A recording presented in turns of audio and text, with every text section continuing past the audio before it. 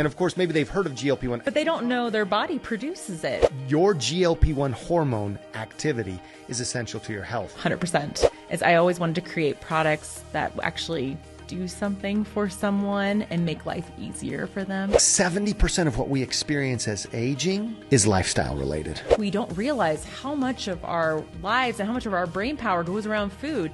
I'm eating breakfast and thinking about what I'm going to eat for lunch. My blood sugar will drop and I'll feel it and I'll be shaky, and then you need something to quickly bring it back into balance. You are the CEO of your health. Part of the education is, no, this is a system that's out of balance. It's something that you can address through lots of different ways.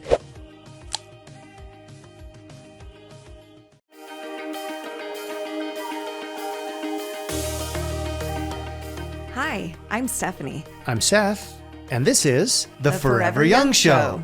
The most powerful force in this world is a woman who knows who she is, why she is here, and what she wants to accomplish. And that's where self-care comes in. As a woman, it is my opportunity and my responsibility to take care of me. Self-care for your mind. Self-care for your body. Self-care for your money. Our mission is to serve women as they fulfill their irreplaceable roles in families, society, business, the fabric of humanity. So let's get this show on the road. Thank you, Lisa, for taking the time to be with us. Yeah, thank you for having me. So what are you most passionate about right now, and what are you doing about it? So I think right now, the thing I'm most passionate about in this time in my life is my family, just being really real. I have 3 girls that are all hitting early teens. My oldest are twins that are 13, and my youngest is 12. So they're all hitting that transition, and it's just, I'm seeing them grow into amazing people, and it's just hitting me how important it is to be able to show up for them, but not just show up for them with time, but also just my focus, be able to show up for them health-wise so I can do things with them. But it ends up being like my central motivation for a lot of what I do is because I want to be there for them and make sure I have that time for both them and my husband and my family. So yeah, right now they're kind of my center of my world. What's your favorite thing to do with your girls? So right now, one of my favorite things to do, so they're dancers. So I like turning on some music and dancing a ton with them. My older teens are a little bit more shy with it, and I get a little bit more of the eye rolls of, The cringe. My littlest one will jump out and start shimmying with me. She's like, how old is she? She's 12. She's so 12. I don't think she's ever going to change. She's like exactly like me at that age, except the youngest child, so she's a bigger, bolder version of how I was at that age, and I love it. So that's one of the things that we love doing right now. Another thing is because we live so close to the mountains, hiking and getting outside just in nature and walking our dogs. So my husband is a humongous animal person. So we have, for the house that we live in, the amount of animals, we have 3 dogs, a cat, a hamster, a tortoise, and a bunch of fish. Like we have everything usually. And so taking the dogs out, just getting a little bit of sunshine and nature is kind of, especially when I've been working all day long and busy in life, it's nice to just get out with them, hear about their day. Like creating those moments right now where they'll just talk is really important to me, and allowing there to be that silence so that they feel like they can share things.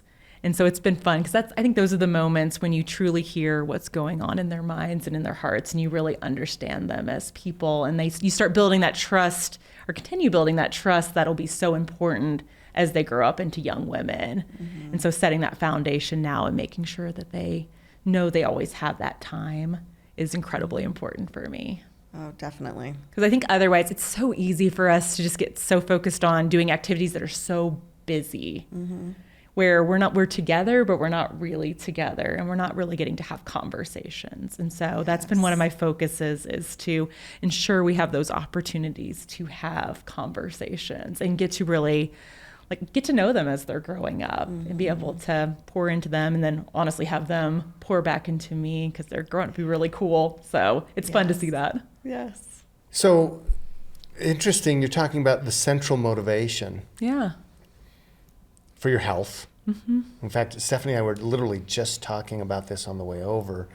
And it's kind of been a subject of some conversations that I've had recently sometimes we talk about generational curses, right? And especially women who I feel like there's this movement to break generational curses, right? Very much so. I like to call them generational trauma. I don't Yes. necessarily like the curse word. But yeah, trauma, I think it's So applicable. no cursing. I will not be cursing in this episode. Surprise, surprise. What about generational patterns? I also like talking about creating new generational patterns. Exactly. But as a career woman, right? I mean, you currently serve as the vice president. You work for a publicly traded company. Yes. Vice president of research and development. Yes, product and development, regulatory. And regulatory. Yeah, that one's a new one in the last couple of weeks. Okay. So yeah. So yes, busy. Yeah. So can you talk about how that has shifted? You have a very successful career which has flourished. I mean, you're I don't want to say you're at the apex of your career, but you're It's going great. It's going great. I'll take it. Your career, you're living in crescendo. Yes. Right? But that motivation, can you just kind of tie the career and the motivation for the family and your girls and your husband? So one of the things that my husband and I talked about really early on in our relationship when we were dating, we met my freshman year of college and his sophomore year of college right at the end, is I've always been very driven. And my mother, she was a biochemist. She did research and development. And so she balanced, she did that for a while and then she was at home. So she did both lives. But I've always been really driven to do something for my career. I've been very passionate. I'm very type A. I would get straight A's. I was very passionate.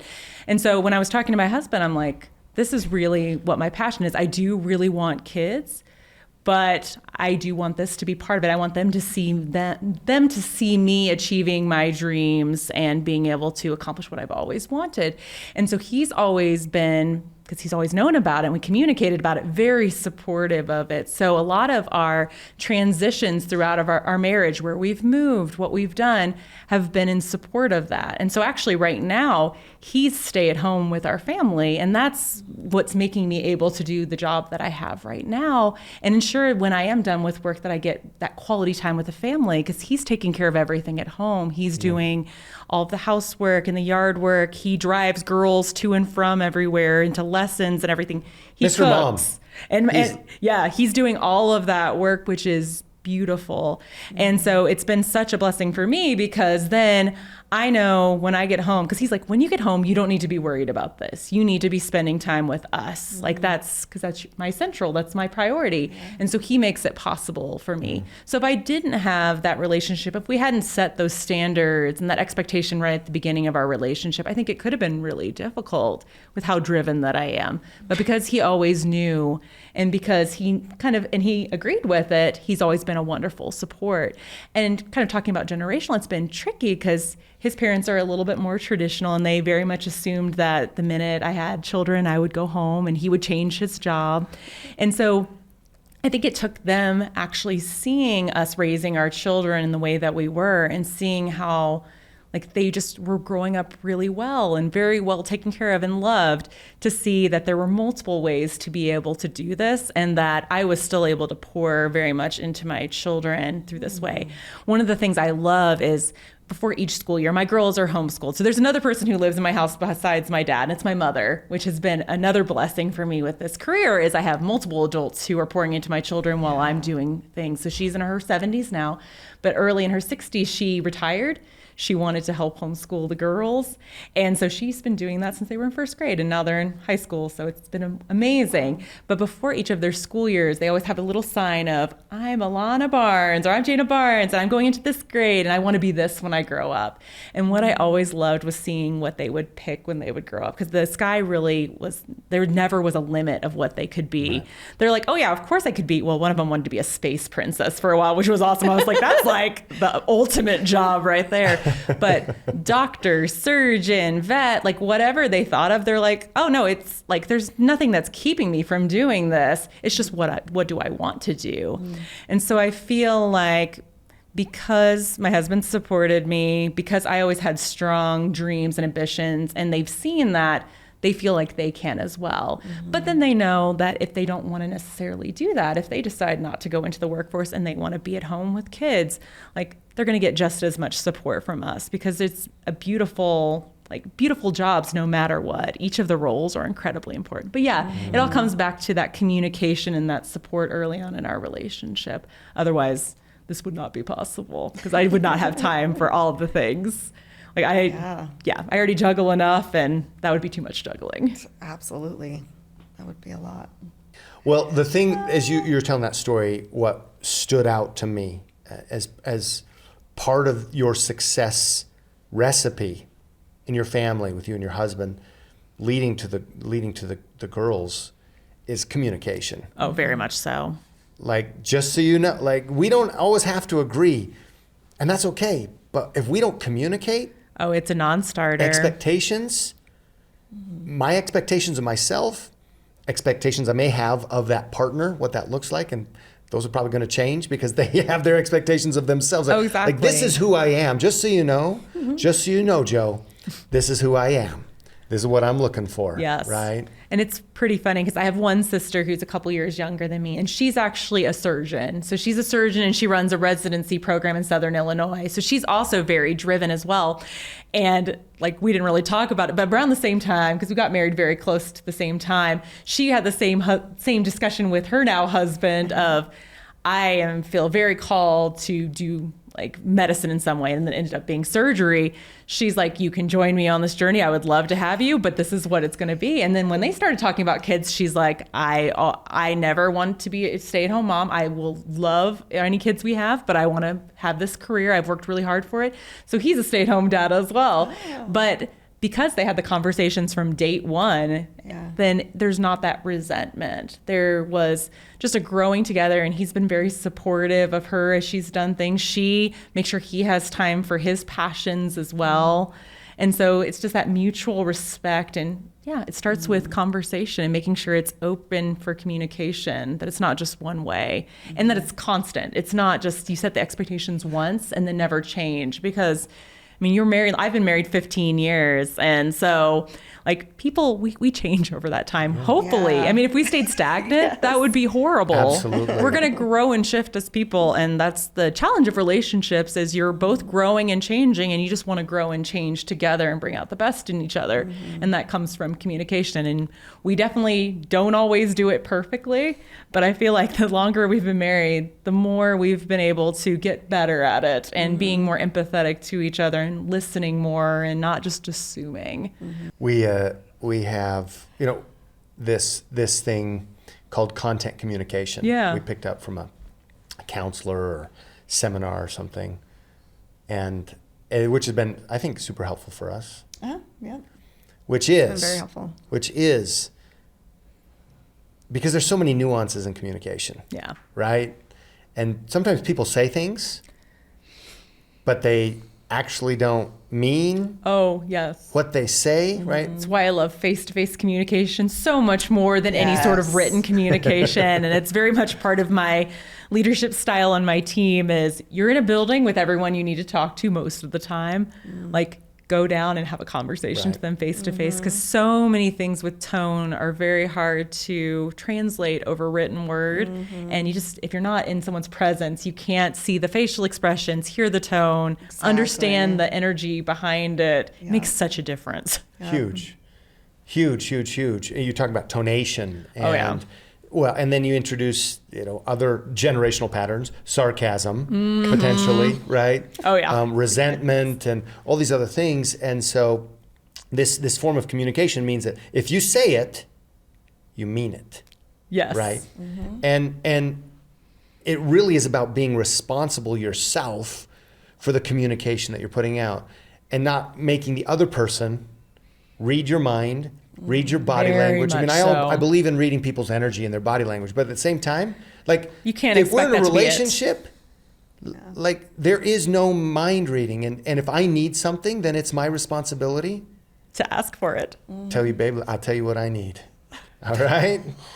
Right? Yeah, no, being clear, and so that there can be that communication is so important. Because I think that's I think everyone struggles with that early on in relationships. You're like, no, because I think it's because as parents, you become so good at reading what your children need that you can anticipate it. So I think as we grow up, we become used to someone always anticipating our needs. And so then when we progress into adulthood, we bring some of that into our new relationships and then have to realize, oh, it's a very different dynamic and they've not lived with me for 18, 19, 20 years and can pick up on all that. It's not fair of me to expect that. We need to have those conversations. So I think it's just part of becoming an adult and realizing that not every relationship is going to be that exact relationship that you have with your parents. Like that is just such a different dynamic. And with everybody else, you have to be a little bit more forthward in like what you're actually asking for and what you need. Because they can't read your mind or they're going to read it wrong and you're going to get frustrated.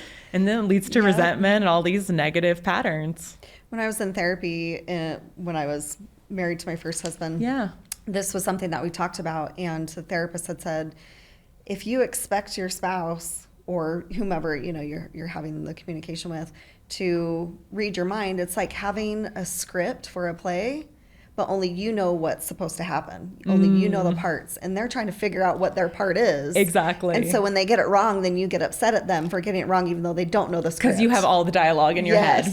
Yes. No, that makes complete sense. Yeah. But then you feel you're like, no, you should know exactly what this is. This is, we know each other, but. Right?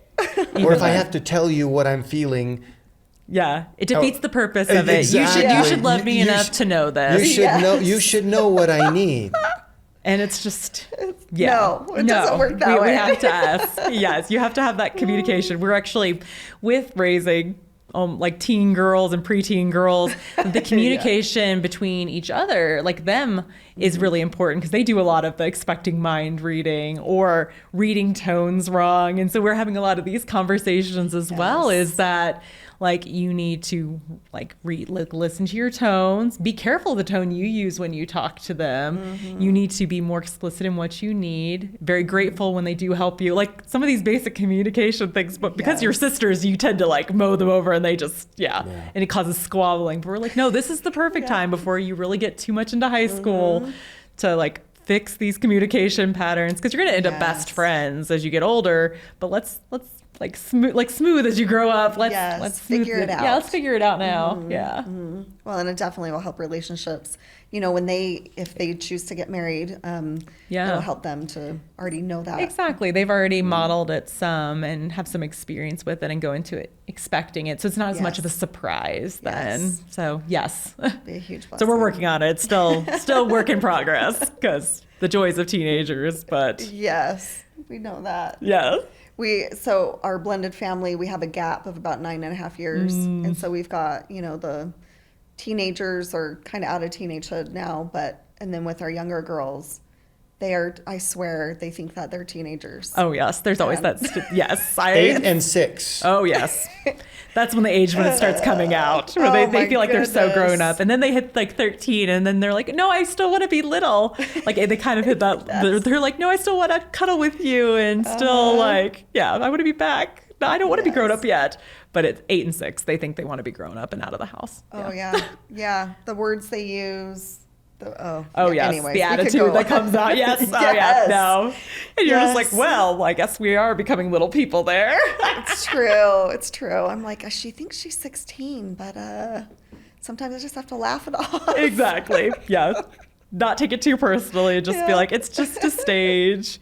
And I will love them in each stage that they're in. Yes. And also acknowledge it's just a stage. It's just a stage. And we'll give it a few more days and it'll shift to something else. And I'll discover something else. And it may be better. It may be more challenging, but part of parenting. Totally. Wasn't planning on talking about this, but we have this common crossover because we've done various types of education and schooling.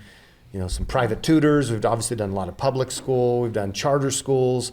We're currently doing we're currently homeschooling. We've done that off and on for a long time. And my parents live, in the same residence that we do. Oh, that's awesome. And my mom, I think she's the one who instigated it, though. She's like, she did. Yeah. I'm a little concerned about the way you all are doing your education. They need to be this is a couple of years ago, actually. Was this before she even moved in? Or was it after? No, it was they've been with us for about a year and a half. But I think they should be at a certain level. What are you guys doing? And can I help? So she actually is the schoolmaster. Oh, is she? Okay. And she loves it. I didn't know that. At first, I had that mom guilt set in where I'm like, I should be doing it. Oh, no. The minute my mother offered it, I was like, yes, please. I was like, because she was in Florida and she retired and she's like, I would love to move near you and homeschool the girls. And I was like, can I find you a house tomorrow? Like, because we were doing split shift at that point where I was working all day and then my husband we'd cross over for 30 minutes and then he would go work till like 1 in the morning. And so we would barely see each other. And we did that for 5 years and it was hard. And so the minute she offered that, I was like, we can, like, this changes our lives. And also she had homeschooled myself and my sister all the way up to high school. And she's fantastic. Like I said, she was a biochemist.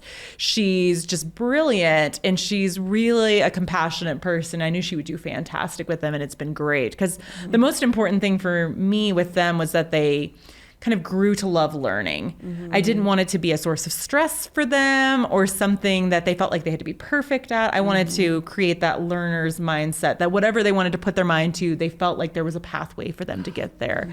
And she's done such a great job where even if something's like a subject that they don't like as much, like one of mine doesn't like math very much, there's still like, they still have a learner's mindset towards it. It's not just like, I can't do this because I'm dumb. This is challenging. It's going to take a little bit more time, but I can get there. Yes. It just might take me a different pathway. And so she's been great because it helped when she was schooling myself and my sister. We both learn in very, very different ways and our brains work very differently. So she had to teach 2 different ways. And so a lot of those same patterns are showing up in my girls as well. And she's like, okay, bringing back some of those old muscles from when I was schooling you and learning that you can do a little bit more individualized schooling and really cater to how they are learning to spark that creativity and spark that.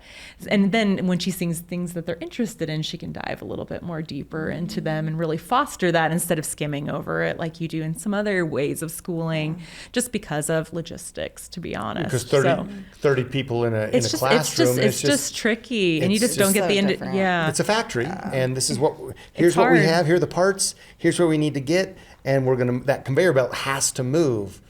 Yeah, and it just makes it, there's challenges with that. And so it's just been really good for them because I've seen them grow and really mature. And then, like I mentioned earlier, like the sky's the limit for what they want to be when they grow up because they're like, oh, of course, why couldn't I do this? I mean, it's so funny to see what it swings from because one of mine wanted to be a surgeon for a while and she's practicing all her sutures and everything. And then this year she's like, oh, I'm going to be a writer. And I was like, well, that was a shift.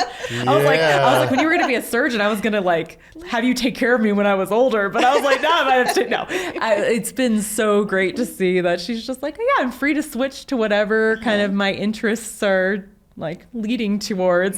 And also I'm like, you're in 9th grade. It's going to change so many times by the time. I was like, I went to college and my major changed. So I was like, you're probably going to end up with the same thing. But what's underlying that is the foundation. Oh, yeah. And the confidence and the challenge, right? I'm just looking at your family and thinking, wow, like every family that is thinking about homeschool needs to listen to this little segment. Not for this is how you do it. No. Because not everybody's going to have a biochemist mom move in with them. I know. Like, because honestly, like if we hadn't have had that happen, it wouldn't have been even an option. So... So that's beautiful. I mean, you have to think of your own circumstances and what works best for your family.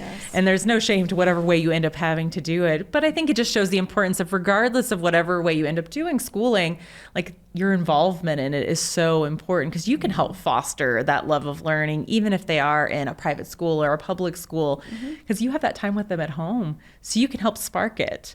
So you just have to be a little bit more creative because you don't have that dedicated time during the day, but it's still something that you can do. So I think it's important regardless of whatever you end up doing with your children, whatever works best with your family, but you can still pour into them that way.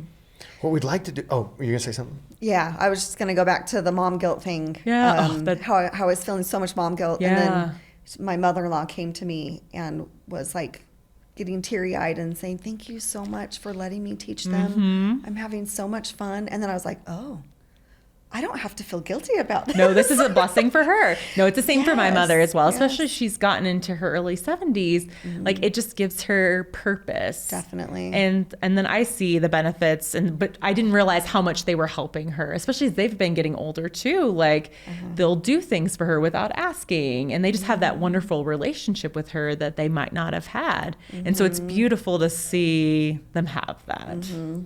She was doing the core work with them, the schooling, and I was like, well, maybe you should do some, art stuff or do something fun. Yeah. So they don't associate grandma with just like the core harder stuff. Yeah. And she was like, no, I think I'll leave that to you. I'll You're let like, you do okay. the fun stuff. I'm like, all right. I'll take that. Although she has incorporated A little bit. a little bit of fun reward. Yeah. Just like not as structured. Yeah.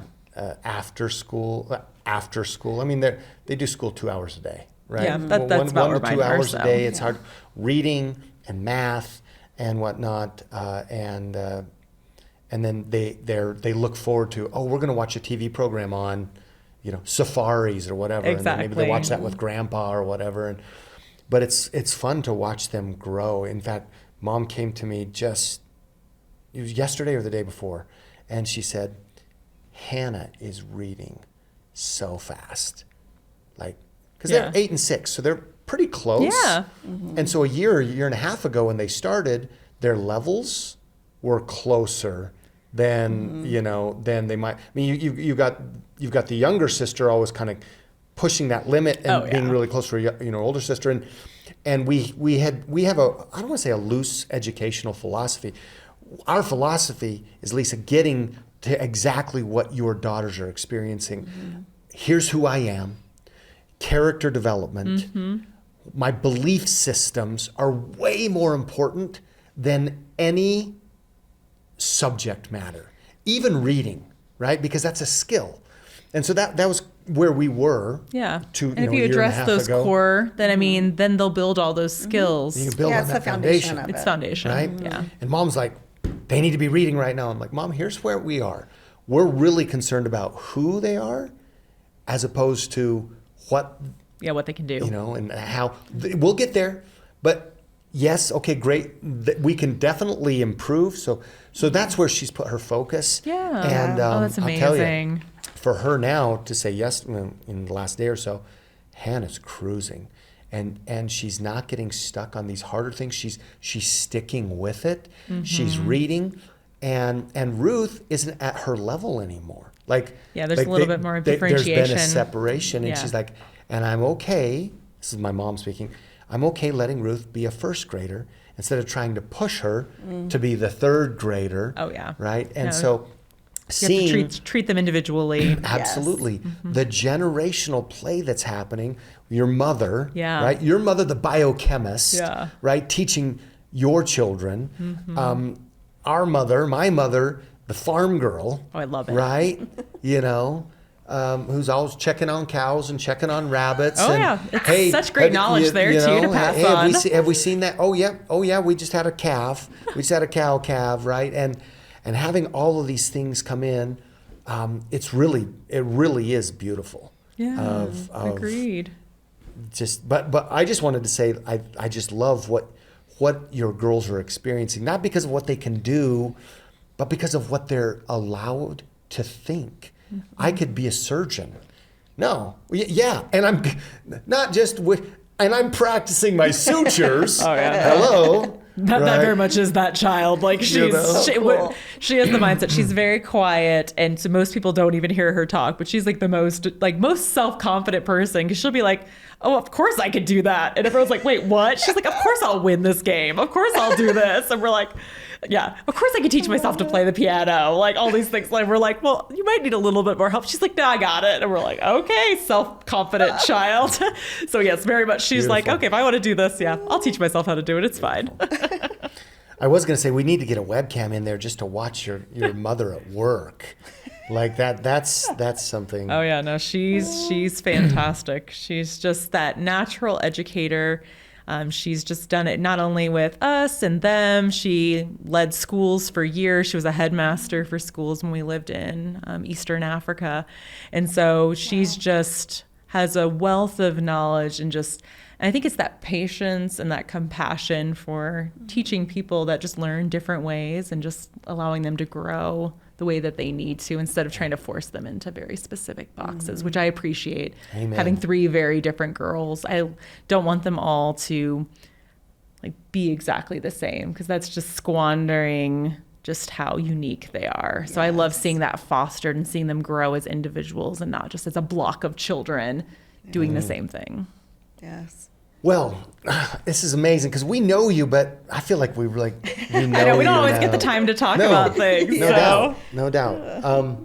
So you've been working on a project for over a year in the professional side. Yes. And your background from an education standpoint and training standpoint. Yeah, so I was in biology. I had a dual major in biology and chemistry, and then I jumped right into the workforce. So I started, even while I was in college, I was interning doing formulation development.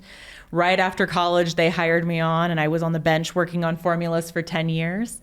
Kind of reached my pinnacle there and done everything I wanted to accomplish. So then that's what led me out to Utah. So I had been in Chattanooga, Tennessee, moved out to Utah, and then kind of did more of a senior scientist role. Did that for 5 years and loved that. But then it was time for the next challenge. And what I really wanted to do was to have an even more science-based approach to product development. I wanted to really have the research budget behind understanding how products work and being able to truly help people. Because that's always been my motivator in this field, is I always wanted to create products that actually do something for someone and make life easier for them. Because I saw that really early on in my career. One of my daughters had my youngest one had severe eczema. Nothing would work. Like she just was miserable. She was like 2, scratching. You couldn't tell her to stop scratching because she's 2. Like she just keeps doing it. And so I created a product. It was a patented product. I worked really hard. And it was a really hard project. But then I let her try it, and it's the only thing that's ever worked. Like she still uses it to this day. And from that moment on, and that was pretty early on in my career, I was like, I want to feel this all the time. I want to have that connection with people using the products, and I want to make a difference that way, which is what led me to the industry I'm in right now, because I get to build relationships with the people that use my products. I get to see how their lives are changed by them, hear their thoughts, get to know them, and have those conversations. And so that's what I love so much about my role now, is that I get to marry both the science and the research and everything I love from an academic side, and then all the relational pieces that I love, and then marrying that all with the desire to change people's lives and make their lives easier so that they can accomplish whatever they want to accomplish. Because there's so many things that can be hurdles to people being able to accomplish their dreams, and health can be a very significant one. If you're not being able to move the way you want to move, then you're not going to get down and play with your grandchildren. If you're not able to move the way you want to move, you're not going to go out and run and enjoy nature. If you're always feeling sick, then you're going to stay shut in and closeted and not be building all those relationships. And so health plays such a pinnacle role in holistic wellness beyond just physical, that if I can help make that easier through what I create, and really working and not in such a way that we're overriding what the body naturally does, because the body's amazing. It has intricate and fascinating processes, but they slow down and they change and they get out of balance. And so it's so important to me to work within the framework of what the body already does, but just coming alongside it and making it better so that you're more in balance, so that no longer becomes a hurdle or an obstacle to you being able to do what you want to do. Then you have no more excuses. You feel great, your brain fog's clear, you're able to do everything you want to. Then it's just your own motivation to do it. Yeah. But we've at least taken that hurdle out of the way. Sounds like such a fun and rewarding career. It is great. I mean, to be completely honest, there are days where it is hard. There are days where we're in the midst of creating formulas or building what a clinical will look like, and it feels like it's problem after problem after problem. But then it all comes together. And so it's a challenge on the problem solving stage, but then it all comes together, and then you get to have the moment where it gets let out into the world. It's like birthing a child. Like you spent all this time working on it. You know every intimate detail about it. And then it goes out in the world and it's a little bit scary because you're like, I hope it's well received. But then when you start seeing it be well received and then you start hearing the stories, there's nothing more rewarding than hearing that. I mean, that's one of the things I've loved since I've started this job is just the conversations and the stories. Because if I didn't already believe in the work that I was doing from a science perspective, that we've kind of crossed all the T's and dotted all the I's to make sure that we're doing what we're supposed to do, we understand how things work, hearing those stories solidify it for me. Because there's a difference between an academic knowledge of how a product works. That's satisfying to know how it works. But if it doesn't actually impact someone's life and change something in a way that they can experience, then you've not accomplished your goal. You've only gone halfway there. And so you need to have both of those combined to be able to really have something that's successful. And so that's the challenge, but also the exciting part of being able to do this kind of role. Yeah, makes the reward that much sweeter. Oh, yes. Oh, yes. And it gets exciting. Yes.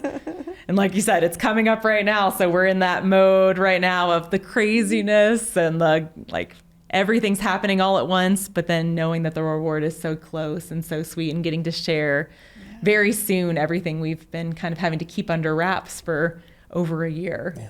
It's the secrecy of the job. It's always hard because people always ask and I was like, I can't tell you yet. I promise, just wait a little bit longer. I'll tell you more. And then I'll tell you more than you want to know at that point. But like, you just got to give me a little patience. Well, for me, like I love science. Yes. That's always been a subject that I've been into.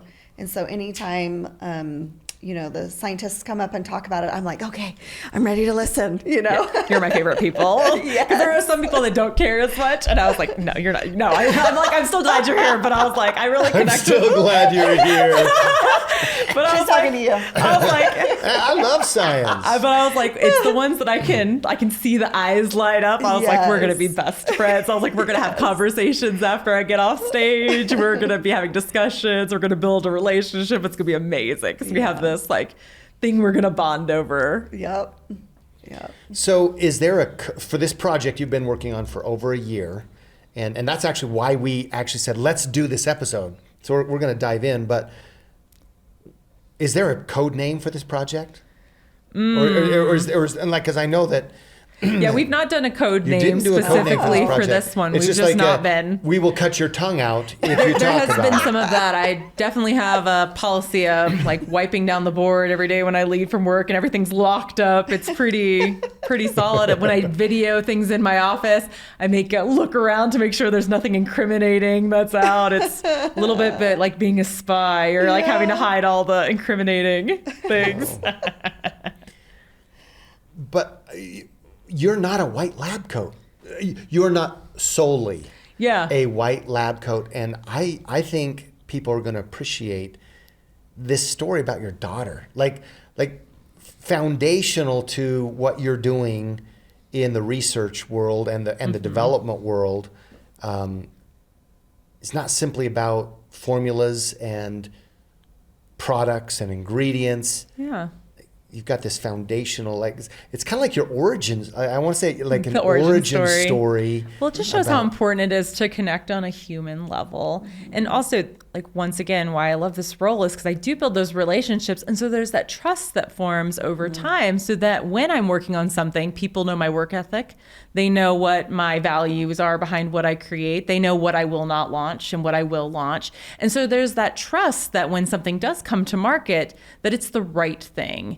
And I've really loved seeing that grow as my relationship with people in this industry has really grown in the last couple of years because they've gotten to know me and I've gotten to know them and they're like, okay, we know what to expect with her now. Because when you first start a new role, people are always a little bit skeptical. They're like, I had someone be like, you don't quite look like you're sciencey enough. And I was like, I don't know if that's a compliment or if that's like we're going against. Like, I'm a real person. I was like, I have I can speak lots about different things. I'm a whole person, and this is part of it. But yeah, as time is built, then people understand that, like I said, that trust is built. So then when we do get ready to launch something, everyone's just like, oh yeah, we don't even need to know anything about what it is. We just know that when it comes out, it'll be exactly what we need. And that's really special to me. Because then it's them, people connecting with me and my team beyond just a professional level and just like our work, but also our character as well and as people. Mm. So one of the hottest things in the world of health right now. Yeah. One of the like, I don't know how many things are hotter than this right now or more prevalent. And we're gonna throw it out here and let's put this. Let's get hormonal here. Let's talk about this hormone. This is a women's podcast. Okay? But men men have hormones too, right? And men also have this hormone as well. Men have feelings it's very applicable too. to everybody. I'm sorry, men have hormones too. Yes. Yeah, that wouldn't work if they did. That's darn true. That's darn true. GLP-1. Yes. GLP-1 is... Actually, I'm going to give it to Steph. I'm going to let you start it. But that's what we're going to talk about is GLP-1. Let's dive in. Okay. So what is the simplest definition of GLP-1? Okay. We've said a little bit of it. It's a hormone, and it's primarily in your gut. So it's in specialized cells that are in your lower GI tract that are called L cells. And so what GLP-1 does, it's actually connected to quite a few processes, but very specifically to your insulin response and blood sugar. And that's kind of the ultimate response that people see when their GLP-1 levels are in balance is balanced blood sugar. Mm-hmm. Because they feel it in energy, because if you're balanced, your blood sugar is balanced, you have that energy. They see it in cravings, because if your blood sugar is not balanced and you're having those spikes, you're going to be looking for something to bring you back into balance. So something sweet or something you're craving that you're going to want to eat. And GLP-1 also influences how food moves through your digestive system. So it actually will slow it down if it's to the right levels when it's balanced so that you stay fuller longer. So the right appropriate amount. So when it's perfectly in balance, food becomes fuel. Mm-hmm. It becomes something that's not constantly on your mind. And it's all working through that mechanism of action through your insulin response, balancing blood sugar. I'm excited to try this because that's something that I'm frequently... You are trying it. You have GLP-1 in your gut right now. I frequently, especially when we travel and have business conventions or anything like that, Seth is always making comments about how many snacks I have. And I'm like, but I have to because my blood sugar will drop and I'll feel it and I'll be shaky. And, then you need something to quickly bring it back into balance. And it usually ends up being something pretty sweet and or salt or salty. And so, then you can go overboard on that too. I remember when we have a lot of diabetes in my family, a lot of type 1 and some type 2 on my mother's side. And when I was in, I think it was junior high or maybe a little younger, so maybe 7th grade, I played volleyball and I was at a tournament and they were trying to pump me up and give me energy and they kept giving me orange juice and orange juice and orange juice and cup after orange juice, cup after cup. And I almost passed out from all the sugar because I had that spike and that crash just because especially because that ran in my family. And so you can just see the power of a little bit could be good, but then too much can be bad, and it's all about balance. Yes, it is. And that's why I'm constantly carrying snacks wherever we go, just in case I need something, because my blood sugar is up and down frequently, where he could go, skip a few meals and be like, oh man, I'm hungry. I need something. Bodies work very differently between different individuals. Yeah, we all have our different processes. So it's so interesting to see how that is individualized. When you talk about balance, the only thing I'm trying to balance is how do I balance everything I brought for myself on the trip and everything she brought for her cravings on the trip. Well, I gotta find room for everything. Not necessarily cravings. It's just because I know if I have something on me, I'm going to eat better.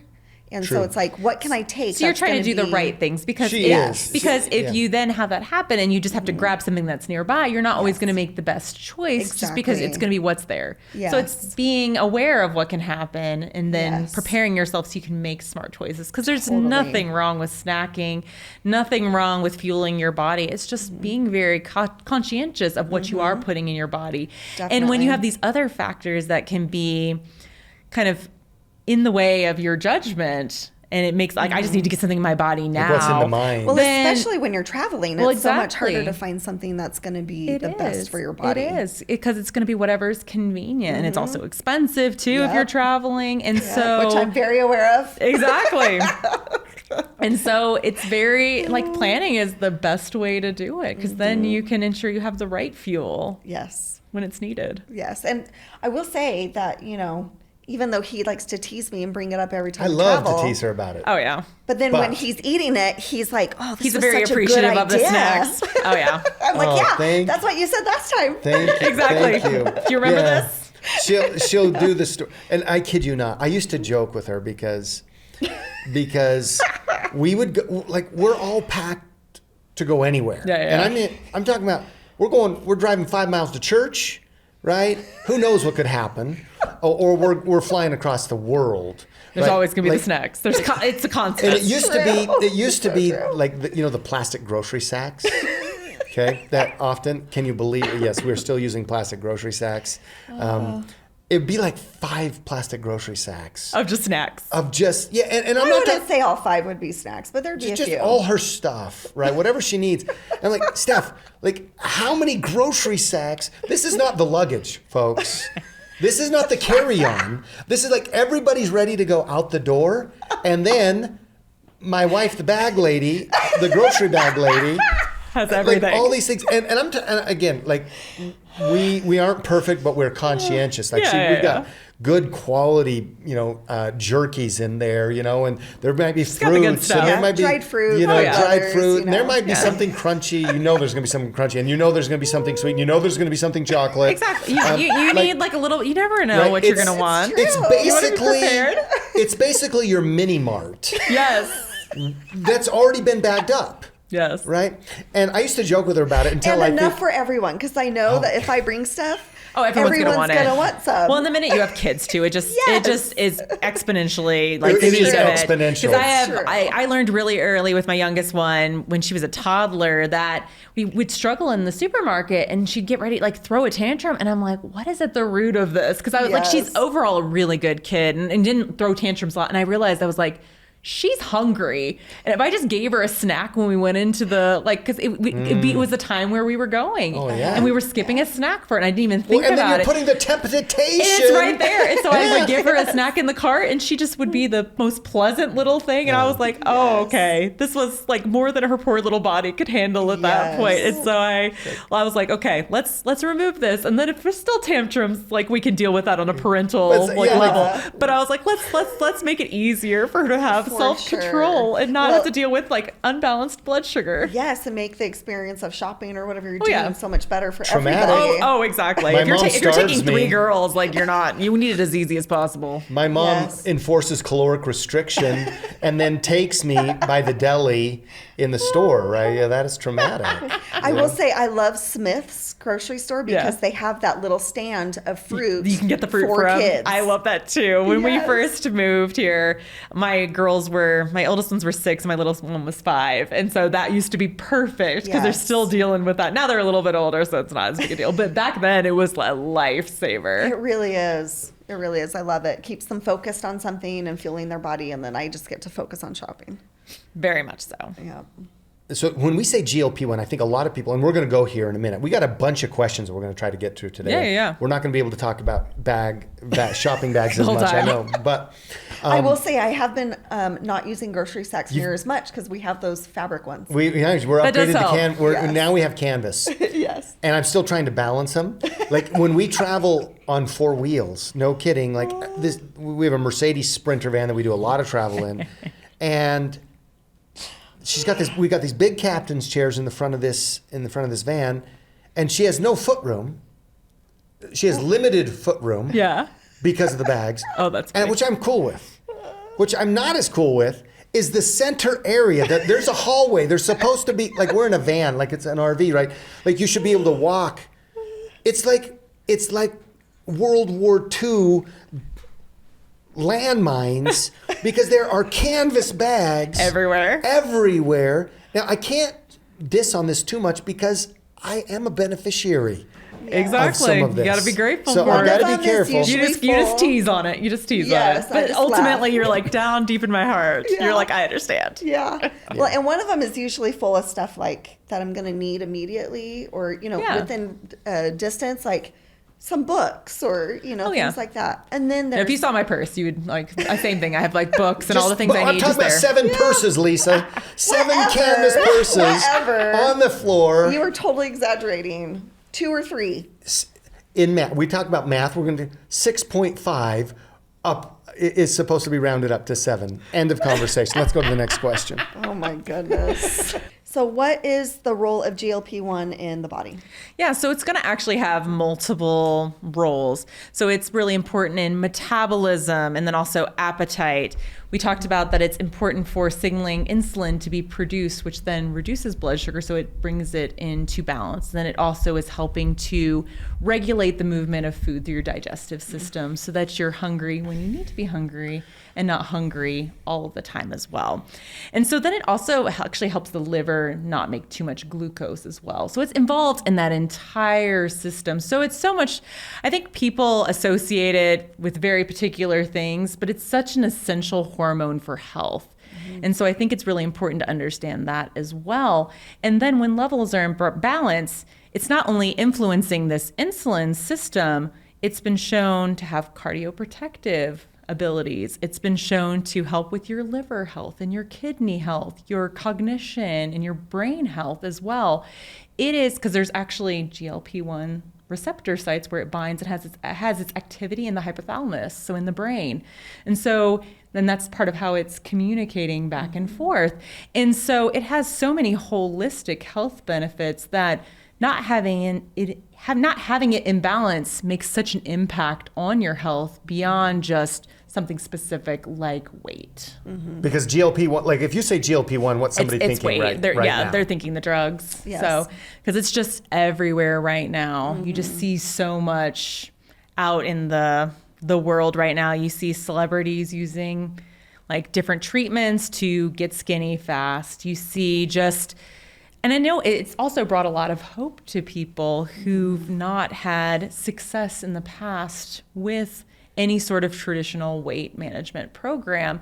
And it's also helped a lot of diabetics as well, because that's actually why the drugs were originally created, was to help some of these diabetics who had so much trouble regulating everything within their system, to give them that balance as well. And then actually weight loss was a side effect that people experienced from being on there because the GLP-1 levels were working balanced the way that they should be. And so, it's everywhere right now. But it's I think a craze. I don't want to say it's crazy. Yeah. It's crazy yes, to me how is many crazy, people. But what the good side effect of that has been is that it's brought this hormone into light. Because I think there's been other appetite hormones like leptin and ghrelin that have to do with satiety and hunger that people have known about. And you've seen products about them for years and years and years.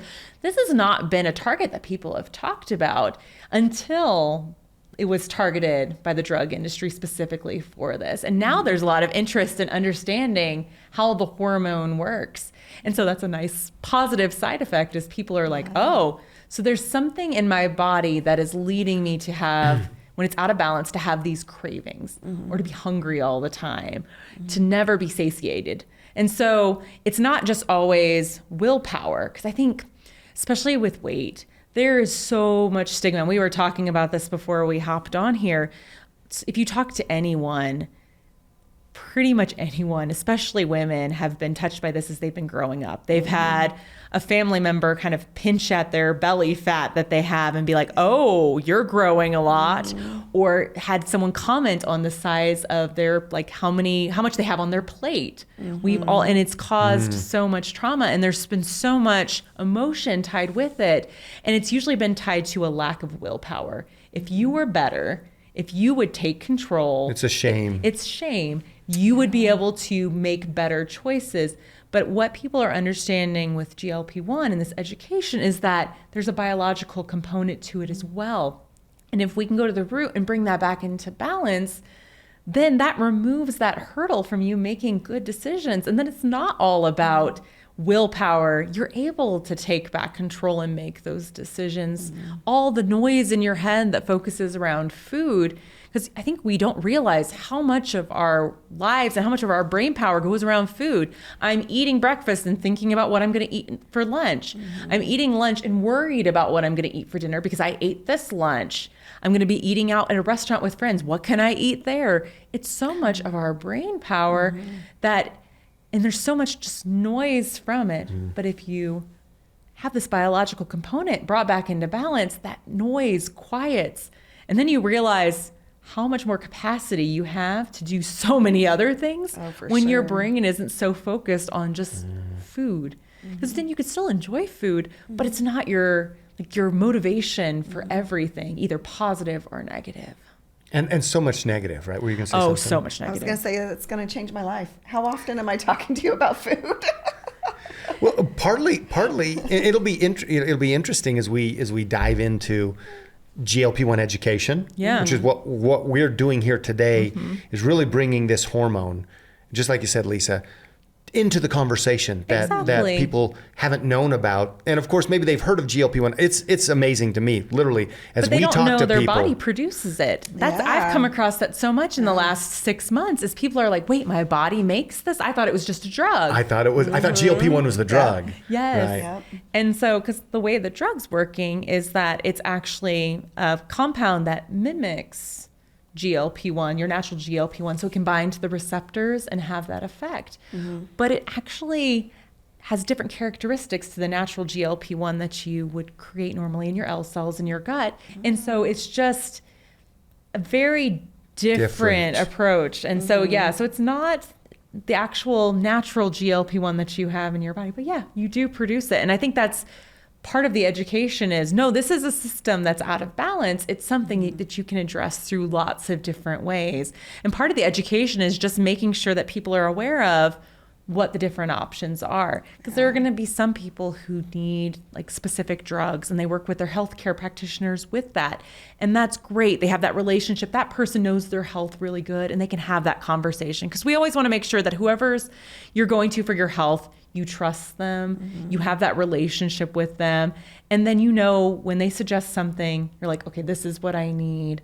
But there's plenty of people who want other options as well. And that's why it's so important to have the education so you can make that educated choice, even in discussions with your doctor. And if I don't need something. Exactly. Because if it's a craze, then you might be like, well, should I do this? And I think a lot of people have been on the fence of, should I be on certain products because everyone's doing it? Would it help me lose that last stubborn 10 pounds that keeps me from being my best self, which is, once again, that shame conversation that we all end up in. I can be my best self with that 10 pounds, baby. I know. That's what you should be saying. Like literally, right? Exactly. But you are the CEO of your health. And that one of the reasons that we're doing this episode today is because, and I called it a craze, and I don't want people to think that I think it's a craze and a shallow fad. Correct. GLP-1 is essential. Your GLP-1 hormone activity is essential to your health. 100%. We were doing some reading, and I just don't even know how this is. It makes me wonder what it's going to look like, what the market's going to look like as this changes. Currently, 2024, the GLP-1 market, and when we say the GLP-1 market, what we're talking about is primarily the pharmaceuticals, right? That's definitely what's like the biggest That's the right driver, now. Right? Yeah. And we're talking about, think about all the pharmaceuticals in the world right now. Number one selling pharmaceutical, at least it used to be Lipitor, I believe, right, for cholesterol. Yes. But the GLP-1 market is a small sliver within the pharmaceutical world. It will cross $40 billion this year. That's a big number. It is a big We've been number. in natural health for years, and we start talking about these billions or 17 billion. Oh, we got a market. No, this market's 40 billion. But I was reading some information, and this market, the GLP-1 market, because, pardon me, we'll talk about maybe generation 1, generation 2, peptides, these pharmaceuticals, which are on the marketplace right now, in the marketplace right now. They're developing generation 3, et cetera, et cetera. This is a big moneymaker, right, for the pharmaceutical industry. In the next handful of years, we're going from 40 billion to over $500 billion, over $500 billion. If we're talking to our friends right now who know about GLP-1 and say, oh yeah, I'm on this injectable, I'm on this product, like I can't believe it. What's it going to be like when it's 10 times, 12 times bigger? I don't know. It's probably going to be more like, wait, you're not on it? Yeah, very much so. Or you're not addressing it in some sort of way. Like, why are you trying to address weight or any of these things through another way? Like, what are you doing? Why are you old school like that? I think it'll become the norm. I think it will too. It will. But then it comes to like, how do we broaden the conversation and explain that there's just different approaches to it? Right. So how does GLP-1 secretion in the body change as we age?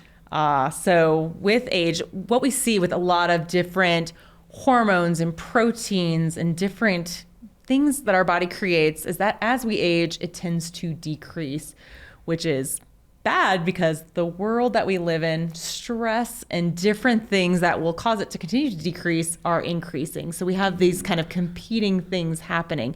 In addition to just age decreasing GLP-1, you have diet will decrease it. Stress will decrease it. If you do have gain more weight and the more weight you have can also decrease it as well. So it becomes this like negative cycle. There's a lot of downward pressure on this gene. Exactly. To be able to push it out of balance so that I think that's why so many people experience what they experience with their relationship with food, with cravings, with food noise, feeling hungry all the time. It's because one of these categories they're going to fit in one of them. They're either aging, because we can't stop that. Yeah. We're not going to be able to stop the stress in our lives, no matter how clean we eat, no matter how much time we take for self-care. Like, we are human and we're going to face stress. And so there's always going to be these downward pressures on this hormone that'll bring it out of balance. So where would menopause fit in with that? Does it fit in? That's going to be adding another stressor to it. Okay. And a lot of times menopause comes with other shifting of hormones, which can then lead to some gaining of weight as well, which then is another downward force as well. Yeah. And so making sure that everything's in balance, especially as a woman, as you're transitioning through all the different periods of your life, are so important, because I think with health in general, we tend to see a lot of the things, like what we think of as normal aging, normal progression of life. There's just a lot of things getting out of balance, and we think it's inevitable. Yeah. But really, if we were addressing the root of health throughout these different stages, we could help smooth all these transitions. It wouldn't be all of a sudden jumping off of a cliff and there's all these changes. It could be a smoother, more gradual, more natural progression. Because, I mean, you are going to age and things are going to shift, and that's perfectly okay. Like, as a woman, you're going to have different seasons of your life. But what we want to do is make sure that as you're progressing, you're able to still live the life that you want to. It doesn't become, like we were talking about earlier, another hurdle to keep you from being able to achieve what you're looking to achieve. And so if you're bringing things back into balance, it does smooth all of those transitions, and GLP-1 is part of that. Oh, that's beautiful. So I'm guessing that autoimmune disease might also be on that list of stressors. All these different stressors, yes. Yeah. So they can all throw everything out of balance. Okay. Yeah. Well, like you said, you don't want to have this off the cliff health moment. Correct. At the same time, you don't simply want the I'm living in the dregs of my life because things are really hard and I'm only in my 30s. Exactly. Right? Yeah. Do we have any number? Well, and you talked about lifestyle. I think one of the most powerful numbers that I've learned in the last decade is we talk a lot about genes, yes, and them naturally kind of, pardon me, we talk about how our body's hormone levels, hormone secretion, gene activity can slow down over time. Yeah. There are things you can do about that. Very much so. But 70% of what we experience as aging is lifestyle related, right? If we're talking about the genes though, Lisa, and we know that as you age, as a 20-year-old, you have higher GLP-1 hormone levels innately in your gut and brain than at 30 or at 40 or 50. Do we have any numbers that we know of? I haven't seen Yeah, any. and I haven't Okay. seen any numbers either. I think since it's such an emerging field still, we're still trying to figure out exactly what that looks like. And they're trying to get large enough cohorts that they're trying to actually study what some of these baseline look at. Because we've seen with other, like, for example, collagen, we know that in your 20s, like, we know exactly when it starts declining. And I think they're looking at the same things for GLP-1 and just kind of seeing how that transition. Because I think since there are so many lifestyle factors that can skew it, it's not just age related, since we've seen increase in obesity in our country, well, in the world, which that also throws it off as well. They're still trying to kind of sort out what all of those factors Diabetes, look like. the number one fastest growing disease in the world, diabetes. Well, exactly. And it's all this being out of Type 2. balance. Yeah. Type 2 Yep. diabetes. And we talk about, I'm just trying to piece this together. Yeah.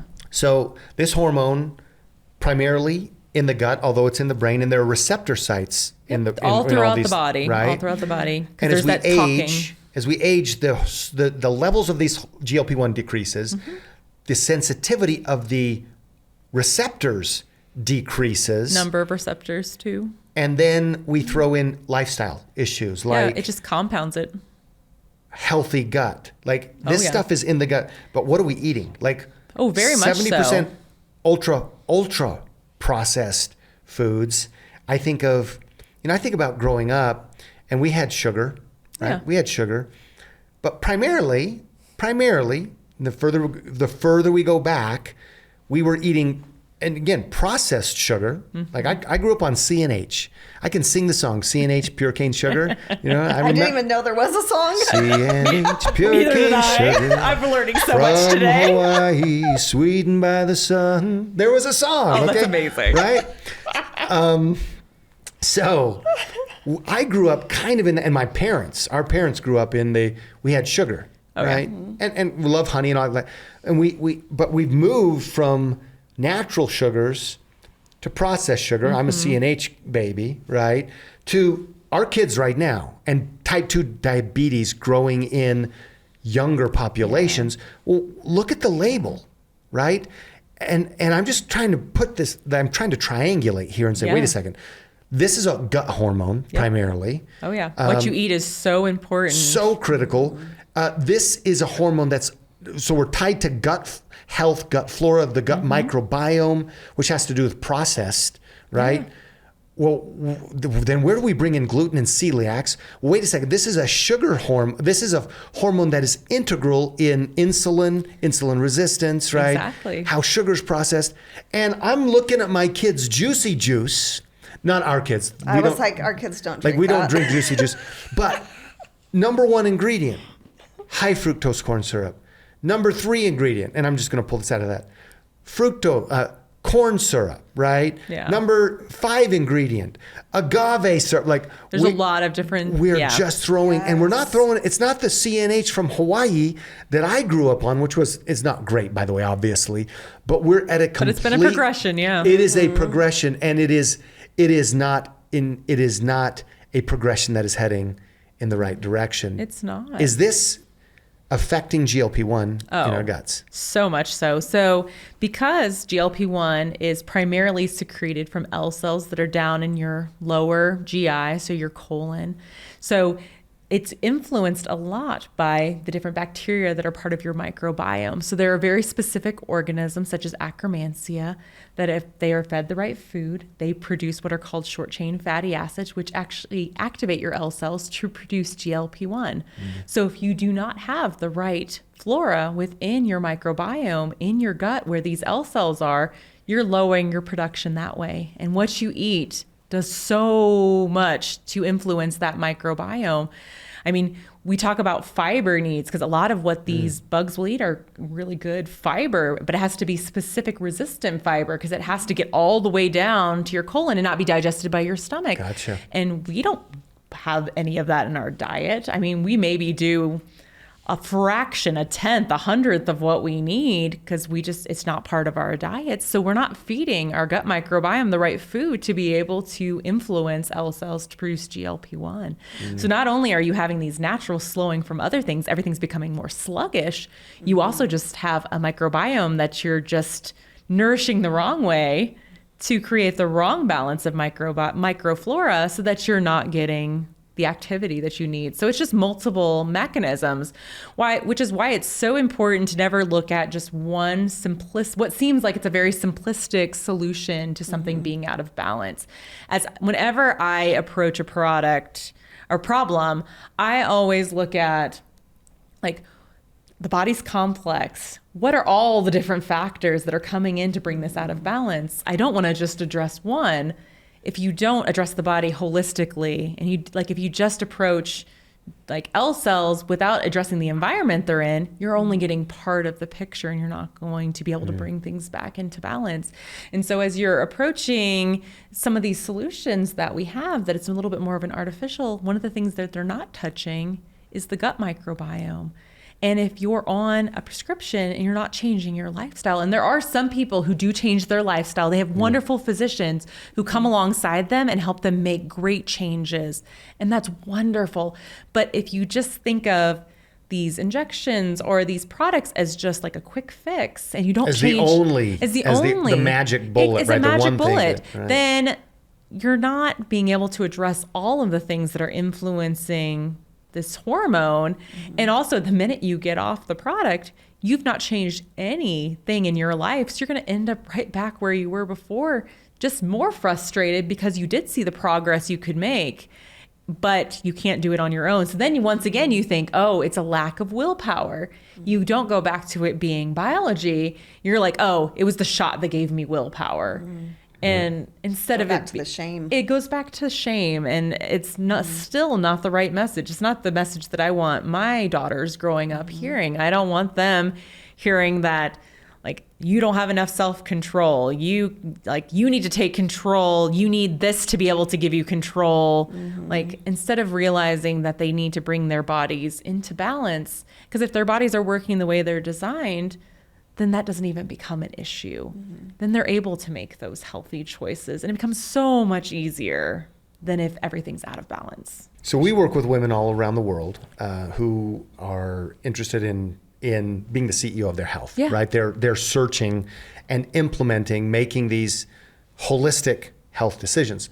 We asked them, hey, in preparation for this, we said, what are some of the questions? Yeah. So some of the questions were that you want to ask, right, about GLP-1. So a lot of these questions actually come from them. Here's one of them. Okay.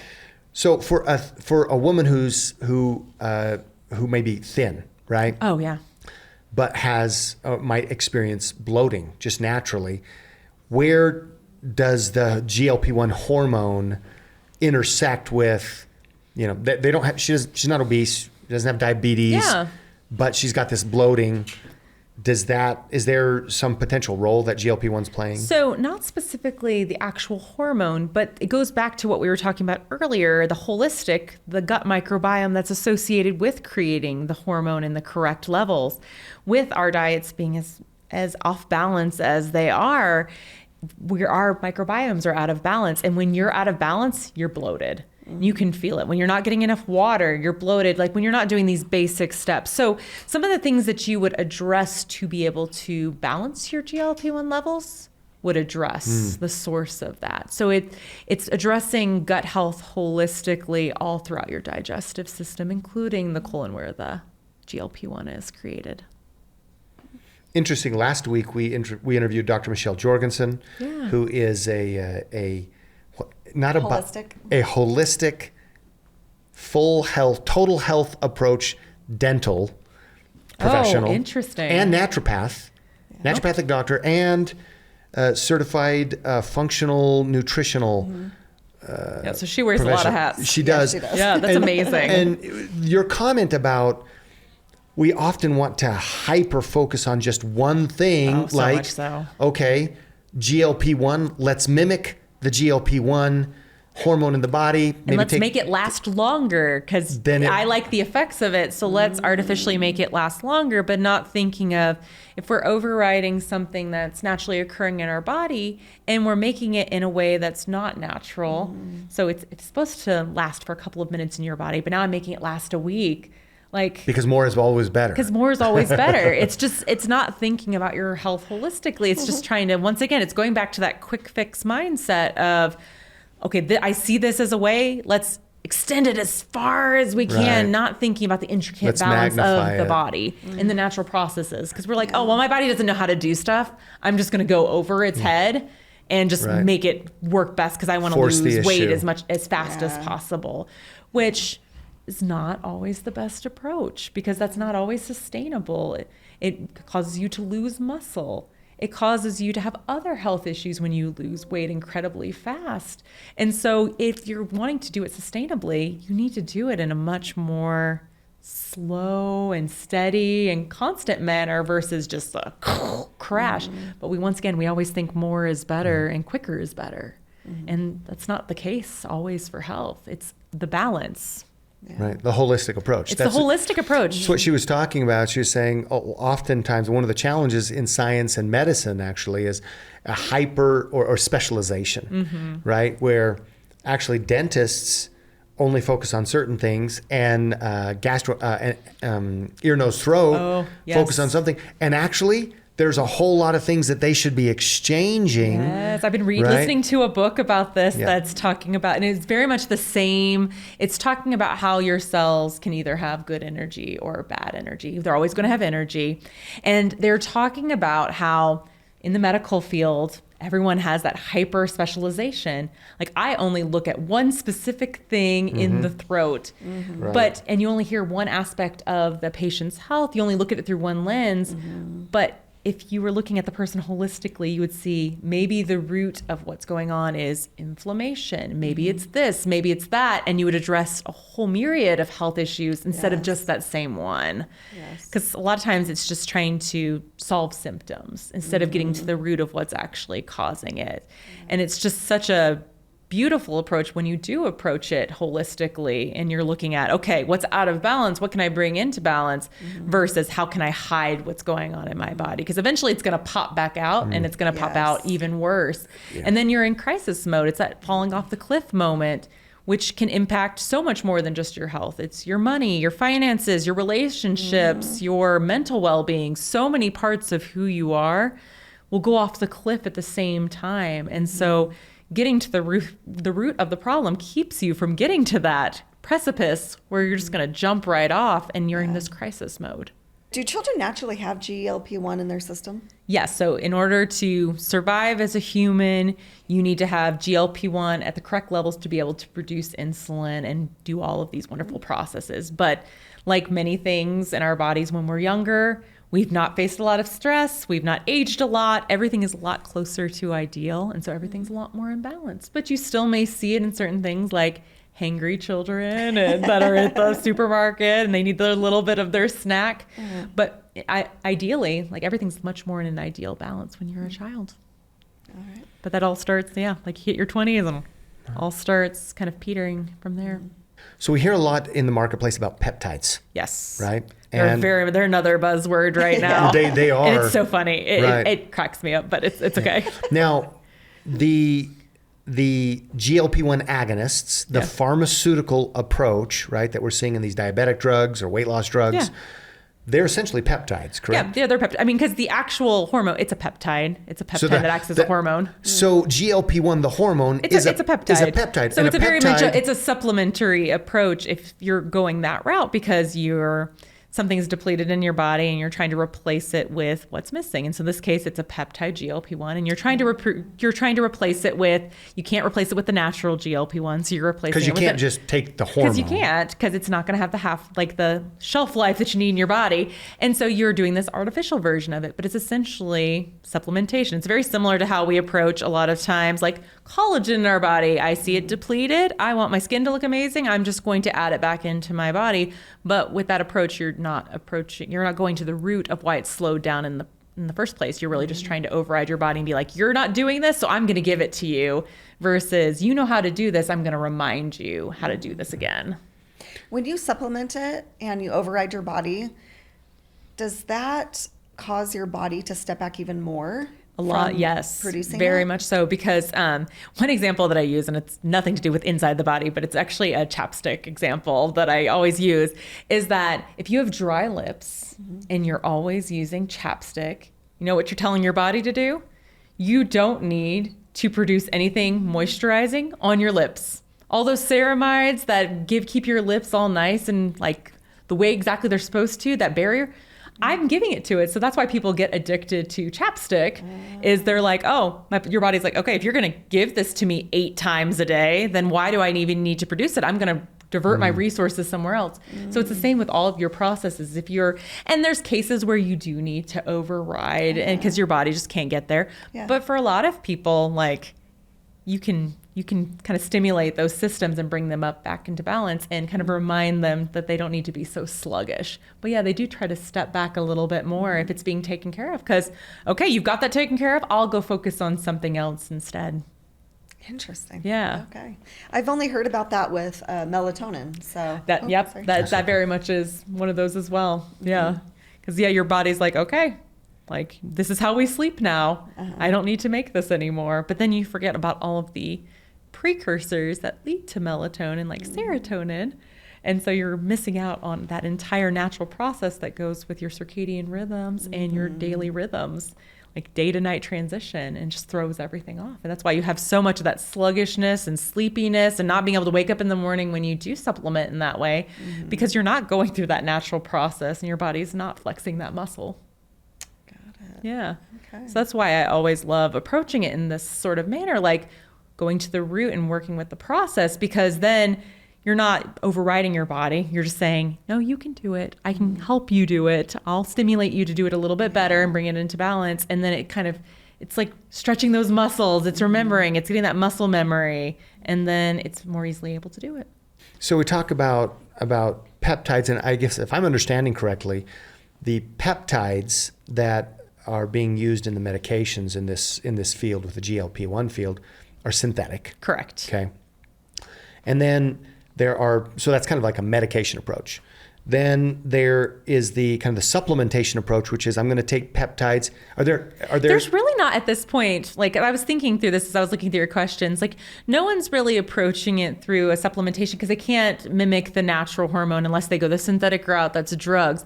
But there are products on the market right now that are like, if I'm a fiber product, that should stimulate GLP-1, and they'll just like slap GLP-1 on their label, but not actually research and prove that their product works that way. They're like, we can draw maybe some dots behind there. We've also seen people in the supplement space market blood sugar products in that way, because they're like, I mean, we know that it has this ingredient that's maybe been shown to help with blood sugar. Maybe it works through the GLP-1 mechanism, slap GLP-1. And that's where it goes back to the craze that you were mentioning earlier, is that the market loves to grasp onto words that are going to be searched. I mean, that's the whole SEO strategy.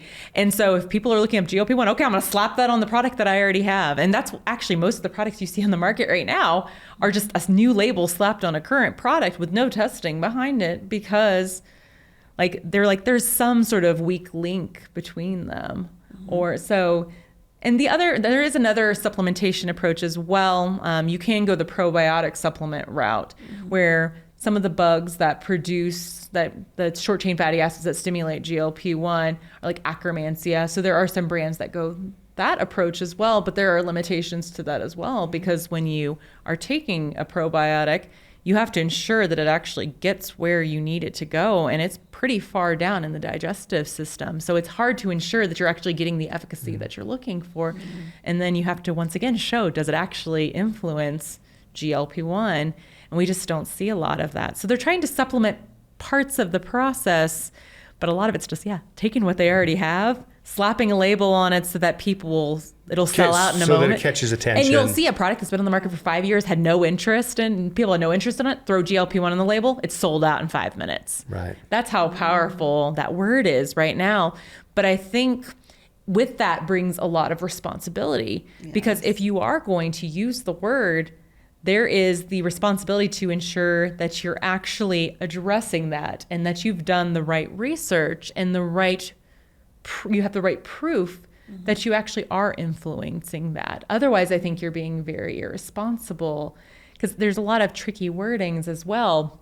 May help support is one that I see around GLP-1. And I'm like, that's a lot of like words that are trying to soften a claim. We made it super soft, but all that really matters is that it says GLP-1. Exactly. And so that's why it's really important when you're looking to address this, that you make sure that whoever's approach you're taking is someone that you trust how they do approach this. You know that they are looking at doing it the right way, that they're using the right ingredients, that you trust that they know what they're doing and they'll prove it. Because there are a lot of other ones that are just trying to jump on the trend. And it's dangerous because people will they'll be like, oh, I'm on this drug, I'm gonna switch to this, which is dangerous anyways. And you should never, like if you're on the prescription drug and you see another option, don't just cut cold turkey from anything. Work with your physician if you do want to pursue a more natural option and work through that. But it is dangerous because if someone's a diabetic and then they're like, ooh, GLP-1 over here, I'm going to get off my drug, and then I'm over here and it's not doing anything. And then I'm dealing with insulin issues and blood sugar issues, and it can cause significant health issues. So it is incredibly important that as you look at some of these other approaches, that there's trust behind the way they do it. And then also just never get off your pharmaceuticals cold turkey. Please don't do that. Especially if you have these artificially elevated levels in your body and it's floating around in your bloodstream, you do need to wean gently off of it and be gentle to your body so you don't have that precipice moment once again where you just experience these huge shifts in your health. You need to be gentle with your body. It can handle a lot, but we don't need to be as mean to it as we typically are and force it to go from these extremes. We need to be a little bit more thoughtful in how we approach our health. So beyond then, currently what the GLP-1 primary approach is medication, or beyond kind of maybe this interesting area that people are calling supplementation. What other options do we have? Obviously good, getting our gut and taking diet and sleep, but what's another approach to healthy GLP-1 internally? Yeah, exactly. There is another way to approach it. I mean, there's an approach called activation, and that's the approach of getting to the root of the problem and work. Like I've been talking about the whole time, it's working with your body's natural processes to bring things into balance. And there are certain natural ingredients that will do it, but it has to be put together. And I use the word crafted in such a way that you'll get the most bang for your buck. You'll actually get the levels to where you need it so that you can experience the change that you're looking for. And so there's not quite anything out there. I think more and more will come out, especially very shortly because this field is just exploding so much. But I think that is the approach, and I know that's the approach that's going to attract a lot of people because it's not a fake approach that's slapping a label on something. It's not an approach that's overriding the body, unless you need that, but it's for those everyday folks who've been very curious about GLP-1. They're looking for some of the benefits, but they're looking for something that's not fighting against their body, that's working through their gut microbiome, that's directly activating their L cells to produce GLP-1. It's looking at beyond GLP-1 to some of the other hormones that are in the body. The whole system, because you have the gut-brain axis, that two-way communication between your gut and your brain. I mean, it is incredible. I was just filming something yesterday for social just about that specific topic where your gut can actually experience your emotions. So anger, happiness, fear, all of that you feel in your gut because of how they communicate and how tightly they're binded together. And so you can't just look at one solution. You can't just look at GLP-1. You also need to be looking for those products that are addressing those other complementary hormones as well, because you can't just bring one thing back into balance and expect it to be perfect. You need to be looking holistically at that communication and bringing multiple things back into balance that you can, get to that balance level. But it is possible to very much so craft a natural approach so that your body will make its own GLP-1. Yes, very much so. And that's the elevated levels exactly. from where you were last week. But a difference, though, is that once again, it's your natural GLP-1 levels. So you're not going to end up with this GLP-1 that is floating around your bloodstream lasting for a week. You're actually producing your normal GLP-1 that stays around when it's supposed to. And so a benefit of that approach is you don't end up with the same side effects, because a lot of things that happen with the drugs, the side effects are because of that duration of the peptide staying within your system. Everything's slowing down more than it should be. You're cutting your appetite so much that you're not eating. You're not changing lifestyle, so you're only eating junk, and then your muscle mass is going down, which then causes issues with everything in your body. Yeah. And so, yeah. Wow. Yeah. So yeah, it is very possible to naturally address it. And that's been part of the beauty of GLP-1 becoming a hot topic, is that like it turns a research eye to it, and then we say, okay, let's start looking through all these amazing natural compounds that we have available in the world, and let's see what works on this level. Because you can go through, we know the genes that are in the entire process, because there actually isn't a gene that encodes for GLP-1. You're going to see some claims about that on the market. It's not actually true. There's not a gene that encodes for it. Because what GLP-1 is it actually is, there's a larger peptide that's called proglucagon, and it gets cut into smaller pieces by an enzyme. And one of those pieces is active GLP-1, which can then bind. So if you want to actually upregulate GLP-1 levels, you need to be looking at that precursor. The mothership. You need to look at the mothership, and then you need to look at the enzyme that's breaking it down. Because if you don't have enough of that, you're going to end up with a lot of proglucagon in your system and not active GLP-1. And so you have to look at it more holistically once again. But now that there's more focus, we understand mechanism of action, then you can start looking at, okay, what is that correct combination of natural ingredients that leads to optimal activation and that production and secretion of GLP-1. Very much possible, and a very cool field to be in right now. And what I love is kind of what we talked about earlier, is that it's so much more than just weight. It's so much more, it's health in many different aspects, which makes it even more of an interesting target for me, because then it changes the conversation around it. It doesn't just become that we're focusing on your weight because that's what's going to solve everything. Yeah. It's very much that this is an essential thing for your health. So if we bring it back into balance, your health will improve. And that will bring lots of things back to balance in your life, whatever you need. So it goes back to the people who maybe don't need to lose weight. Is there a reason why they need GLP-1 in balance? Yes, because they need all of the health benefits of GLP-1 too.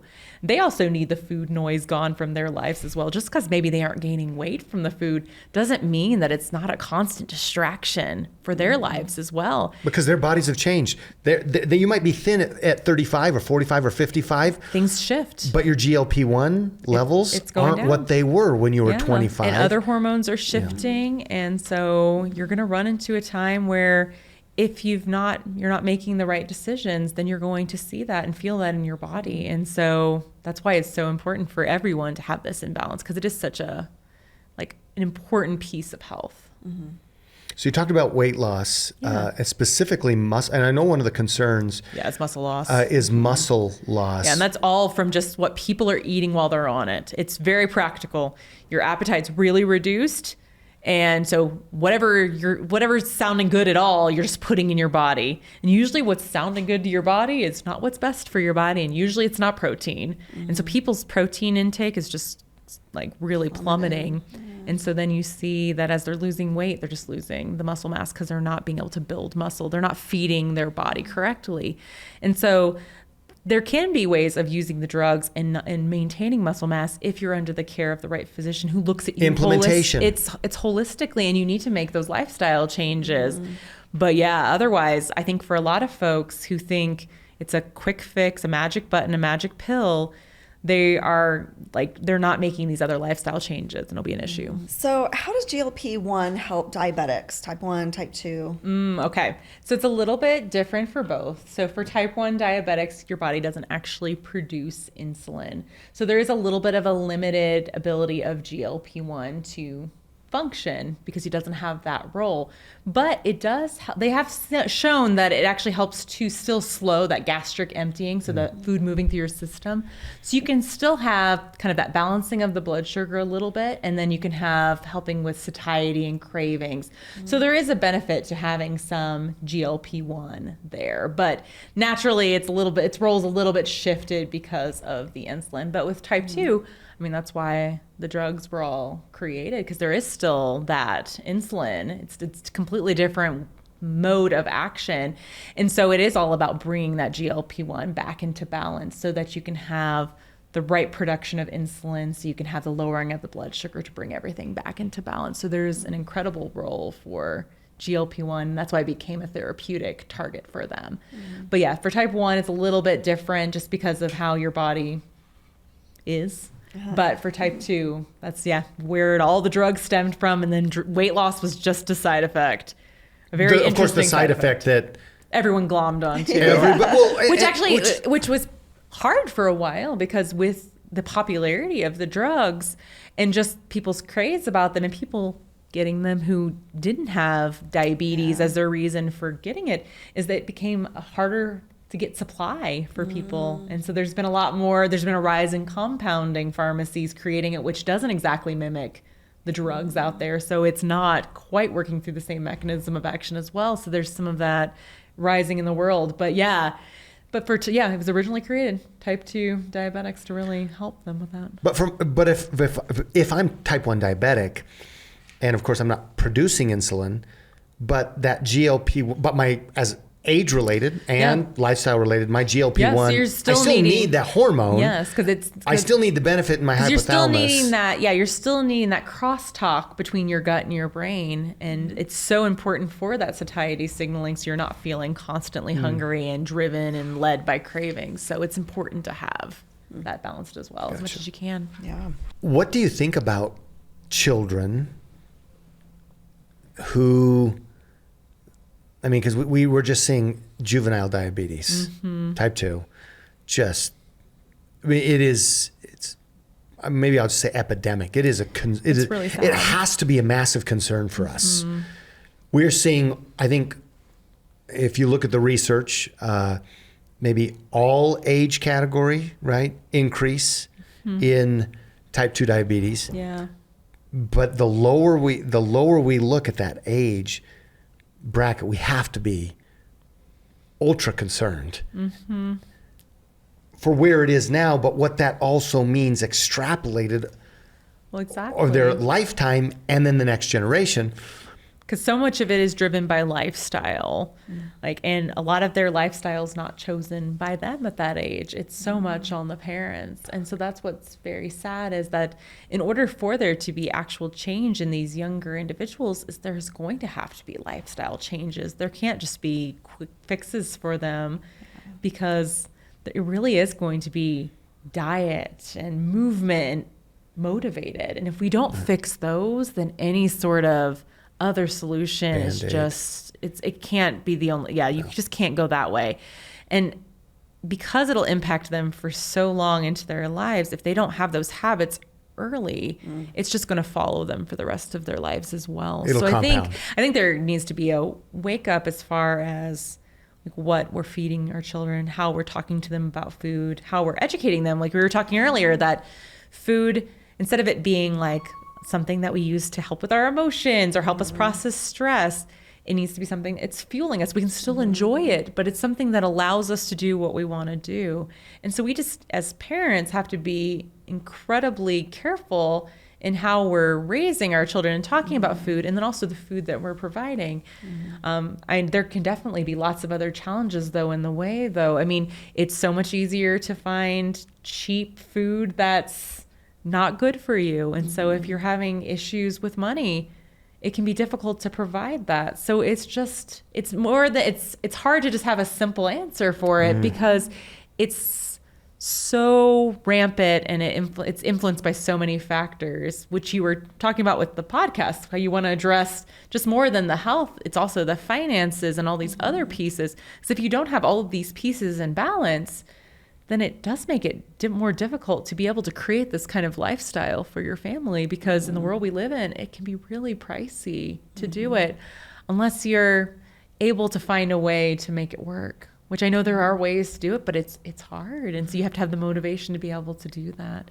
Yeah. So yeah, for youngins, it's starting with that lifestyle, and we have to make that change. Otherwise, we don't want to teach them that anytime something goes wrong in their bodies, that they just need a quick fix for it. They need to start looking at what's actually causing this. And I think it's when we train up our children that way that as they grow older, they're going to be much more careful about their health. And as they talk to different physicians, they're going to move away from just symptom-based treatments or just having one specialist that's taking care of one little area of their body, and looking at someone who can look at them more holistically. But it all starts from what they're educated from the beginning. Definitely. So I think it puts a lot of responsibility on us. Absolutely. Well, two things come to mind. First is, we talked about this last week with Dr. Michelle, and that little flip in the switch, the little meter in the body that also is dealing with hunger, not from a calorie standpoint, but from a nutritive filling standpoint. Well, I'll call it a nutritive calorie, right? Yeah. Standpoint. What your body needs to Absolutely. actually function versus just hitting the exact calories you need to function. Like with Doritos. Right. Yes. We had a long conversation about Doritos. last week, and the fact that like I'm part of DA, Doritos Anonymous, but I'm still going to meetings daily. It's a process. because you're never gone. Cool Ranch may always be a thing. But I haven't had a hit. I've been Doritos free for months. But we talked about that. Listen, if we will focus on the nutritive value as opposed to listen, you can't eat so many carrot sticks without getting full, because there's nutrition. You could eat an entire bag of Doritos and go for the next, because it's not calories simply. There's no nutritive base. That comes to the conversation with family budgets. Listen, if we'll have some faith and change those approaches, listen, you can eat healthy and live on a dime, right? I mean, you can do it. It just takes being creative. And I think another thing that's important too is like not feeling like it just has to be like a carrot sticks or something like that. There's so or worse, many celery sticks. Like, so I don't like celery sticks. My youngest one loves celery sticks and always has, and we've always been very confused by her. You're like, anomaly. Exactly, right she's there. an anomaly. But I think making sure people are educated on how to make healthy food that's really good, because there's lots of things that are really good for you that taste really good, and you not only are satisfied from nutrition point of view, but also just from like the social point of view. You had a great meal with your family. It tasted great. Yeah. You feel like you checked that box and now you can move on. You feel satisfied. And so I think that's important as well, as making sure that as part of treating people holistically, that we also teach them how to cook that way and make those decisions, and how to do that on a budget so that you can feed your family and still have something that you're proud of and that you're excited to eat and that you're not dreading. But it's not just being, because like that's back to that 90s diet culture where everyone's eating yummy food, and then you have that poor girl in the corner eating her little like celery sticks or her carrot sticks because she can't get any calories. Like, I think it's flipping the perspective of that and being like, no, the person who's living a vibrant, healthy life is still able to eat all this amazing food and they can still love it. But it's just changing what food they're cooking with, some of the techniques that they're using, but it's just some education behind it. But it's a very big switch from how like I grew up when I was a kid in the 90s, what I was taught. Like it was very much like, no, we were strict versus no, it's like we have more of an abundance mindset where we're glad that we have these things, but we're still approaching it from fueling. So Right. I think also I've noticed as I've become better at what I'm eating, being more aware of it.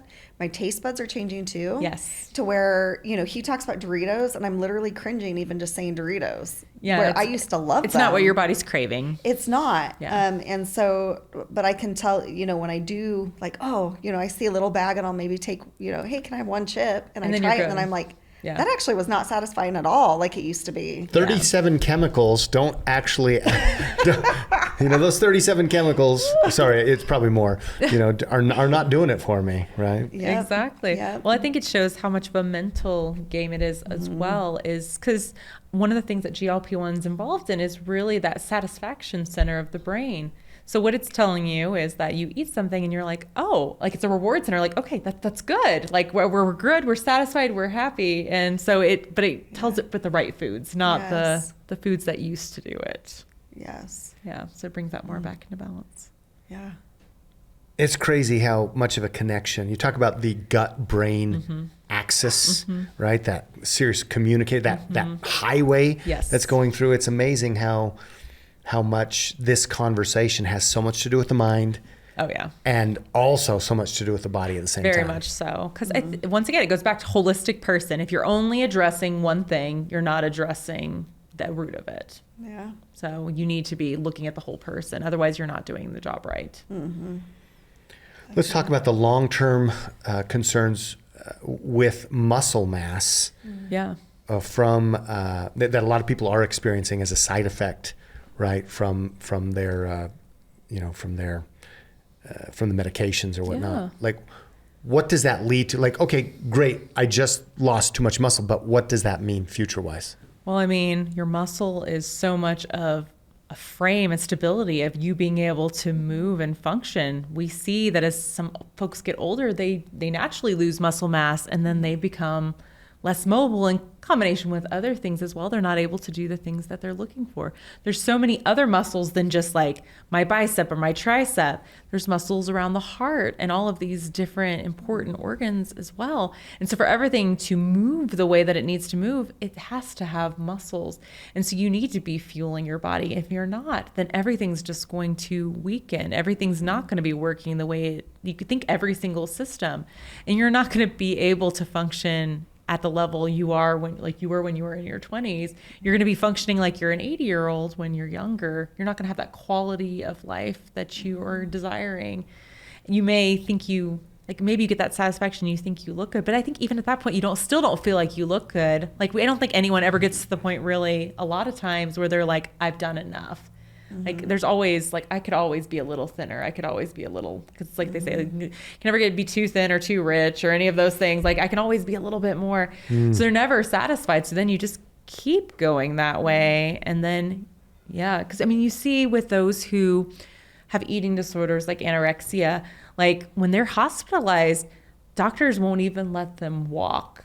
And the reason for that is because their heart muscles have become so compromised that they could die from moving and stressing them too much.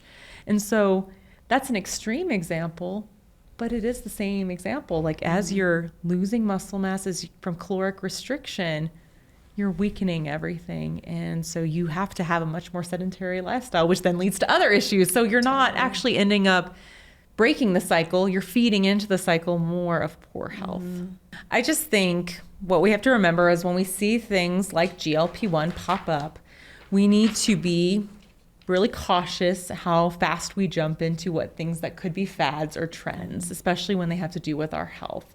There have been so many fads and trends over the years that have been so unhealthy for people and have led to long-term health issues.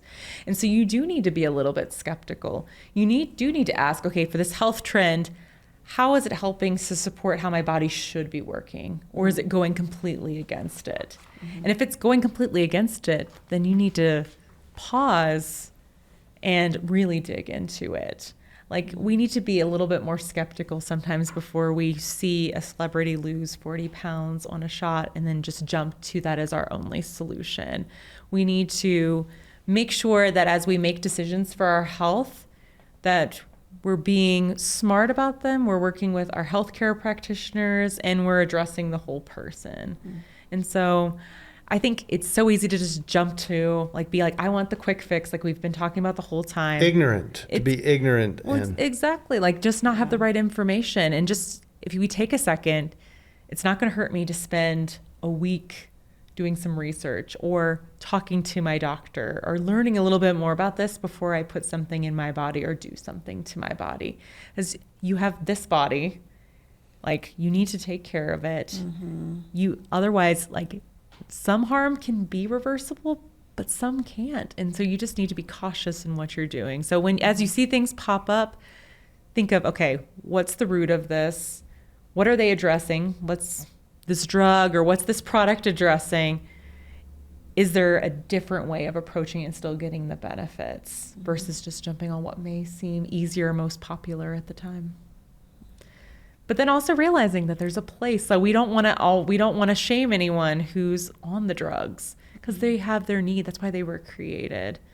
But we also want to make sure that there's healthy skepticism and we're asking questions and that other options are available. So if you want to transition from something like more of an acute treatment to something more long-term, that there's that knowledge in place so that you can make those decisions about your health. You don't feel like there is only one answer. You know that there's other ways to do it. Because it's only then where you feel like you can actually take control of your own health instead of feeling like you're just going from like pill to pill to pill and never solving anything. Well, I can say that after this conversation, I'm really excited to get older. You know, I've seen a lot of people that are not healthy and have a lot of injuries and have a lot of struggles as they age.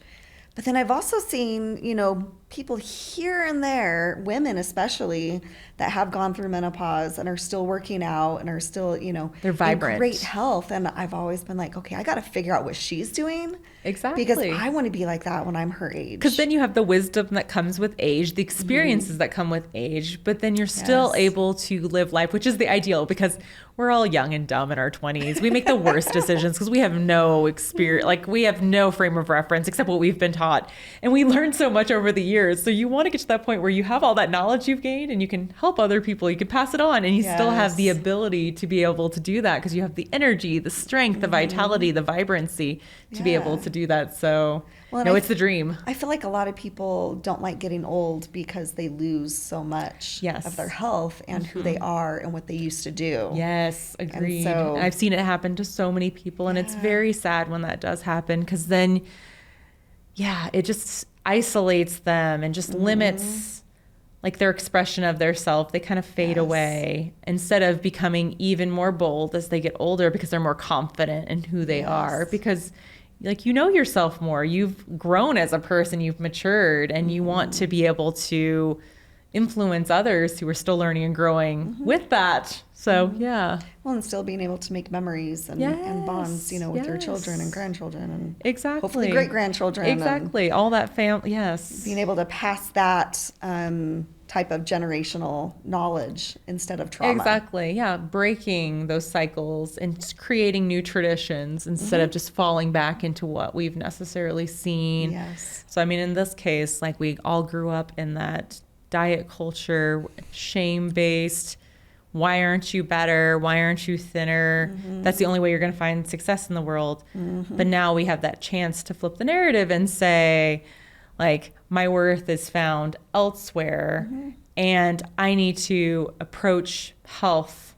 I need to focus on health versus just what people are seeing, how I feel, what I can do. And so I think we have that opportunity, but a lot of it's just, getting that information out there so people can make that decision. I heard a quote once, and I'm not even going to try and say it because I'll butcher it, but essentially, I came with my worth to earth. I'm not trying to find it. I think is really important. Exactly, because when you are looking for your sense of self everywhere, you're never going to be able to find it because everything else is always very fleeting and will disappoint you. And so, like, you're just going to be disappointed if you go that route. Like Doritos. You're just going to go there. You're just going to go there. That's Thank beautiful. you so much. Yeah, no problem. Rock and roll. And cut. It's a wrap. Thank you so much for being here today. And thank you for sharing this episode with that one friend who needs this conversation. Thank you for all the ratings, the reviews, the comments, and especially the support. We so appreciate you. Now, if you want to take a peek behind the curtain and be the first to know about special previews, backstage updates here at the show, and especially some private collection content that doesn't come out in the regular show, be sure to join our VIP community at theforeveryoungshow.com.